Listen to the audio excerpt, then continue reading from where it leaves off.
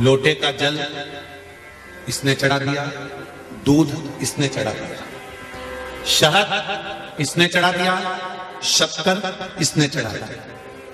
ये पंचामृत स्नान अलग अलग हाथ से हुआ, किसी ने कुछ चढ़ाया, किसी ने कुछ चढ़ाया। तो शास्त्र कहता है वर भी पृथक पृथक भाग में बटे।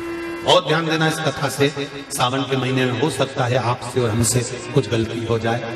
जब हम पूजन करने बैठते हैं तो अगर पति जल चढ़ा रहा है तो पत्नी उसका स्पर्श कर कर चढ़ा ले, मना नहीं,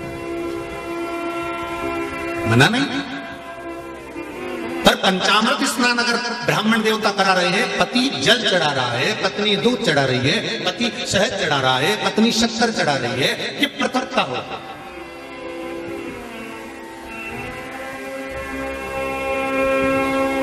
या तो दोनों को जल चढ़ाना, दोनों को दूध चढ़ाना, दोनों को शक्कर चढ़ाना, दोनों को।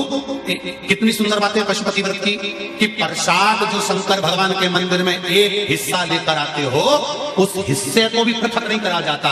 उस हिस्से को भी जिसने पशुपति व्रत करा है, एक हिस्से का प्रसाद उसी को खाना है। यहां तक है कि दूसरे को नहीं देना। शंकर भगवान के मंदिर में, शिव जी के मंदिर में नारियल तक नहीं फोड़ा जाता। क्यों? वो पृथक हो जाएगा। खंडित बेलपत्र समर्पित नहीं करी जाती, वो पृथक हो जाएगी। शंकर भगवान को धतूरा चढ़ाया जाता है, पूर्ण चढ़ाया जाता है। चावल का दाना चढ़ाया जाता है, पूर्ण चढ़ाया जाता है। एक बेलपत्र चढ़ाई जाती है, वो पूर्ण चढ़ाई जाती है। पृथकता ना रहे।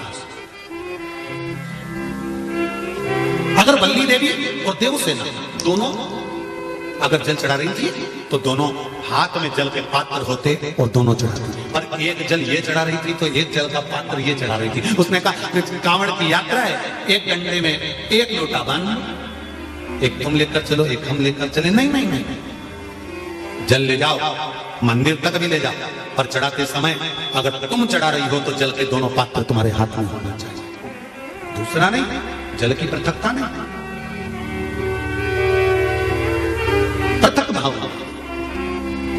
फिर ध्यान दो दूसरी बात, शंकर भगवान के मंदिर में जाओ, शिव की स्तुति में जाओ, पति और पत्नी दोनों विचार कर कर जाना। सुनो जी, मैंने पशुपति व्रत करा, आपकी नौकरी के लिए करा।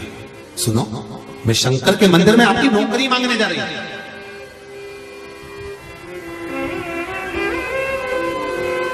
मैं नौकरी मांगने जा रही हूं।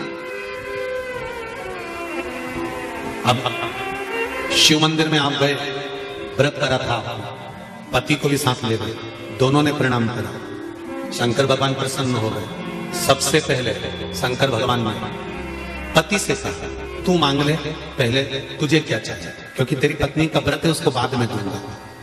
उसने व्रत करा, थोड़ी तप साधना और कर लेंगे, तू मांग। पति ने कहा मुझे वर दे दो, मेरी एक मकान और एक प्लाट उलझा पड़ा है, वो सुलझ जाए। शंकर भगवान ने पत्नी से कहा अब तू मांग ले।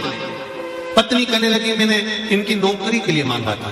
शंकर भगवान ने कहा तूने नौकरी के लिए मांगा था, पर तेरा पशुपति व्रत जब तूने प्रारंभ करा था, तेरे मन में भाव आया था कि नौकरी मिले और मैं और मेरे पति दोनों शंकर की धोख लगाने के लिए जाएं, और भगवान के सामने जब हम झोली पसार के मांगे तो एक जैसा हमारी कामना पूर्ण कर देना। अब तेरे पति ने प्लाट का भाव मांग लिया और तू नौकरी मांग रही है, दोनों में पृथक रहा। फिर निवेदन करेंगे शंकर के मंदिर में जाकर पति को बता देना कि मैं शंकर के मंदिर जा रही हूं और मेरी आराधना का कारण ये है, और उस आराधना के कारण ही मैं आपकी नौकरी के लिए, आपके व्यापार के लिए, आपके व्यवसाय के लिए, आपके लिए मैंने ये करा, और इसीलिए मैं पशुपति व्रत कर रही हूं और मुझे पूरा विश्वास है शंकर भगवान मेरी मनोकामना पूर्ण करेंगे। तो दोनों जाएं और दोनों प्रणाम करें, तो दोनों के प्रणाम करते समय वर भी एक हो कि भगवान नौकरी लगा देना, प्रभु सुन लेना मेरे दाता, तेरी कृपा चाहिए।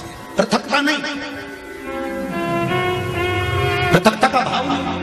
हाँ, पति अलग पशुपति व्रत कर रहा है, पत्नी अलग पशुपति व्रत कर रही है। ये संकट सोमवार में भी होता है। जोड़े से जब संकट सोमवार किया जाता है ना, तो पति पत्नी को निर्णय लेना चाहिए कि हम किस चीज के लिए संकट सोमवार कर रहे हैं। पहले निर्णय लिया जाए, तब पति पत्नी दोनों संकट सोमवार का व्रत करें। अब व्रत कर लिया दोनों पति पत्नी ने संकट सोमवार का, जोड़े से पूजन कर रहे, जोड़े से अभिषेक कर रहे और उद्यापन भी बोलो जम के, जोड़े से कर रहे। और वर क्या मांगा? पति ने सोचा था दुकान का, पत्नी ने सोचा था पार्लर का।